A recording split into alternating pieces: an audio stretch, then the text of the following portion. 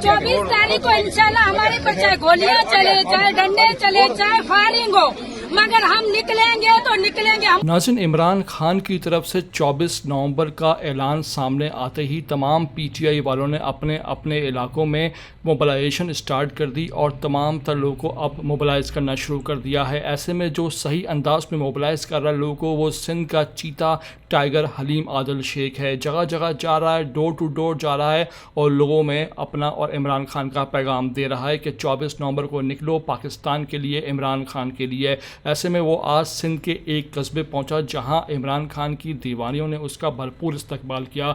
इमरान खान की दीवानी सिंधी खातून ने वहां खूब नारेबाजी की और इमरान खान के लिए कहती पाई गई कि हम जान दे देंगे, सर कटवा देंगे, लेकिन इमरान खान का साथ नहीं छोड़ेंगे। इस मौके पर इस खातून के क्या जज्बात थे आपको मुकम्मल वीडियो में दिखाने लगे हैं, लेकिन साथ आपसे रिक्वेस्ट यही है कि अगर वीडियो पर चैनल पर पहली बार आए हो तो लाजमी से इसको सब्सक्राइब करो, लाइक करो, शेयर करो और कमेंट करके हमें अपनी कीमती राय से भी आगाह किया करो।